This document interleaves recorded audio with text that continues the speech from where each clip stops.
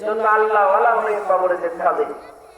যে ঈমান নিয়ে হযরত ওমর রাদিয়াল্লাহু তাআলা কবরে চলে গেলেন, যে ঈমান নিয়ে হযরত আবু বকর রাদিয়াল্লাহু তাআলা কবরে চলে গেলেন, আর জলিলুল কদর সাহাবীরা কাঁদতে কাঁদতে হযরত ওমর রাদিয়াল্লাহু তাআলা চল মুবারকের মধ্যে কালো দাগ পড়ে গিয়েছেন। তো অর্ধ জাহানের খলিফা ছিলেন হযরত ওমর রাদিয়াল্লাহু তাআলা। এত বড় শাসক ছিলেন, এই দুনিয়ার মানুষ তাকে এত ভয় করত, অথচ সেই মানুষ আল্লাহকে কি পরিমাণ ভয় করত চিন্তা করে দেখো রে বান্দা। এমন মানুষের সোহবতে গিয়েছে যে মানুষটা সোনার মানুষে পরিণত হয়ে গেছে। করে বলি সুবহানাল্লাহ। এমন মানুষ হতে হবে। হযরত বেলাল রাদিয়াল্লাহু তাআলা আনহু দেখতে অনেক কালো ছিল, চেহারা তত সুন্দর ছিল না, অথচ দুনিয়ার মধ্যে আল্লাহর কুতুব দুনিয়া থেকে বিদায় হওয়ার আগে আমার নবী মেরাজে যে হযরত বেলালের জুতোর পায়ের আওয়াজ জান্নাতের মধ্যে শুনতে পেয়েছে। জোরে বলি সুবহানাল্লাহ। কি জান্নাত কামাই করেছেন, কেমন ভয় করেছেন আল্লাহ। হযরত বেলাল রাদিয়াল্লাহু তাআলা আনহু উমাইয়ার দাস ছিলেন, কর্মচারী ছিলেন। কার? উমাইয়া। উমাইয়া একদিন দেখে হযরত বেলাল রাদিয়াল্লাহু তাআলা আনহু গুনগুন করে কি যেন গায় আর কাজ করে। উমাইয়া ডেকে বলল, বেলাল তুমি কি গান গাও, গুনগুন করে কাজ পাও? বেলাল রাদিয়াল্লাহু তাআলা আনহু বললেন, ও আমার মালিক, আমি এমন মালিকের গান গাই যিনি আপনাকে সৃষ্টি করেছে, আবু জাহেলকে সৃষ্টি করেছে, আমাকে সৃষ্টি করেছে। জোরে বলি সুবহানাল্লাহ। বলে কি গান, আমাকে একটু শোনাবেন? বলে আমার এই গান শুনতে হলে মুহাম্মাদের কাছ থেকে কালেমা পড়তে হবে, বিশ্বাস করতে হবে। কি করতে হবে? বিশ্বাস করতে হবে। হযরত বেলাল রাদিয়াল্লাহু তাআলা লা ইলাহা ইল্লাল্লাহ, লা ইলাহা ইল্লাল্লাহ, আল্লাহ বাদে আর কেউ মাবুদ নাই। জবানে আল্লাহর জিকির জারি করে দিয়েছেন, একমাত্র কলমের মধ্যে আল্লাহকে সেট করেছেন। কার সেট করেছেন? আল্লাহকে সেট করেছেন। আল্লাহ বাদে কেউ মাবুদ নাই, আহাদ, আল্লাহ এক, আল্লাহ এক। উমাইয়া বলে, ওরে গুলামের বেটা গুলাম, আমার খাও আমার পরওয়ার মুহাম্মাদের আল্লাহকে ডাকো, আমরা সাহিত্য করবো। আবু জাহেলের সাথে বলে নেই। আবু জাহেলের কাছে উমাইয়া যে বললেন, আমার বাড়ির গোলামটাও তো মুহাম্মাদের আল্লাহকে মানা শুরু করেছে, কি করা যায়? বলে ও সর্বোচ্চ শাস্তির ব্যবস্থা করতে হবে। উমাইয়া এমন শাস্তির ব্যবস্থা শুরু করে দিলেন।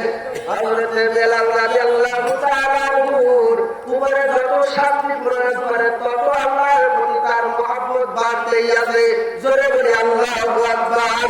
আল্লাহর মহব্বত এমন ভাবে কলবের মধ্যে বাড়া শুরু করেছেন, উমাইয়ার উপরে যত শাস্তির ব্যবস্থা করে ততই যেন কলবের মধ্যে আল্লাহর মহব্বতের জোয়ার সৃষ্টি হয়ে গেছে। এমন ভাবে ঘোড়ার পায়ের সাথে হযরত বেলাল রাদিয়াল্লাহু তাআলা আনহুর পায়ের সাথে দড়ি দিয়ে ঘোড়ার সাথে বেঁধে ওই উত্তপ্ত বাড়ির মধ্যে টানাটানি শুরু করে দিয়েছেন। ঘোড়াও দৌড়ায়, বেলাল রাদিয়াল্লাহু তাআলা আনহু এ পাশে বাড়ি খায়, ও পাশে বাড়ি খায়, সমস্ত শরীরগুলো রক্ত ক্ষত বিক্ষত হয়ে গিয়েছে। এমন একটু অবস্থা, তার জবানে আহাদ নাম বলে নাই, আমার আল্লাহ এক, আহাদ আহাদ বলে জিকির শুরু করে দিয়েছেন। আর জিহ্বার মধ্যে এমন ভাবে পেরেক পুঁতে দিয়েছেন, হযরত আবু বকর রাদিয়াল্লাহু তাআলা আনহু তার শাস্তি দেখে, কষ্ট দেখে আর সহ্য করতে পারলেন না। তখন তিনি কষ্ট দেখে উমাইয়াকে বলে, উমাইয়া কত টাকার বিনিময় বেলালকে আমার কাছে বিক্রি করে দিবে? হযরত বেলাল রাদিয়াল্লাহু তাআলা আনহু কষ্ট দেখে আবু বকর রাদিয়াল্লাহু তাআলা আনহু উমাইয়ার আমার বেড়ালকে আমার কাছে দিয়ে দেবা।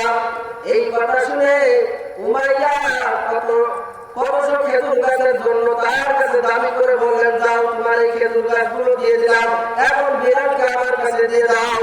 রাসূল সাল্লাল্লাহু আলাইহি ওয়াসাল্লামের কাছে হযরত বেলাল রাদিয়াল্লাহু তাআলা আনহুকে নিয়ে আসলেন।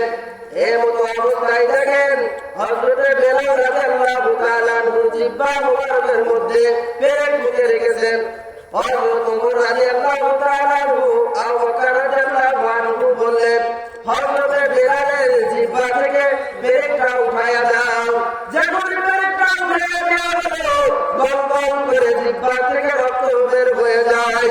নবীজি সাল্লাল্লাহু আলাইহি ওয়াসাল্লাম বলেন, ওমরের জীবন আরে হযরত বেলাল রাদিয়াল্লাহু তাআলা আনহুর জিহ্বাতে আমার থুতু মুবারকটা লাগায়া দাও, দেখবে এখন সেরে যাবে।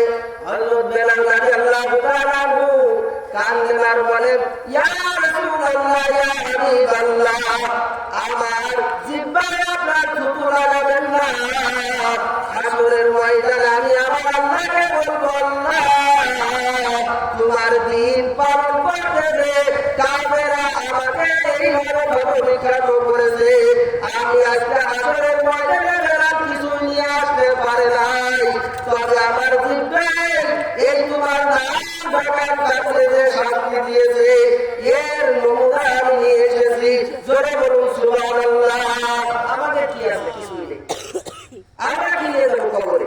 এজন্য আসুন সাহাবায়ে আজমাইনদের মতন আমাদের জীবনকে সাজাই, এই দিনের পথে অটলভাবে চলি। আগে আমরা সবার সাথে ঐক্যবদ্ধ হয়ে দেশে দিন কায়েমের কাজ করি। কথা বলুন ঠিক না? ইসলামী হুকুমত এই দেশের মধ্যে যাতে কায়েম হয়, এই চিন্তা চেতনা নিয়ে আমরা সামনের দিকে অগ্রসর হব আর সর্বদা হককারী আলেম ওলামার পাশে থাকবো। আল্লাহ তাআলা আমাদের সকলকে দিন বুঝে মানার তৌফিক দান করুন। সকলে বলে আমিন। ওয়া আখিরু দাওয়ানা আলহামদুলিল্লাহি রাব্বিল আলামিন। আলহামদুলিল্লাহ। সময়ের অভাবে মূল্যবান বক্তব্য রাখতেছিলেন হযরত বেলালের সাবজেক্টে সাহাবীদের ভালোবাসার বিষয়ে। এখন আমাদের মাঝে মূল্যবান আলোচনা রাখবেন সদর ভাটই বাজার শরীফুল্লাহ থানা থেকে আগত আমার সহযোদ্ধা। আমরা মাঠে ময়দানে একসাথে মাহফিল করি, বিশিষ্ট ইসলামী চিন্তাবিদ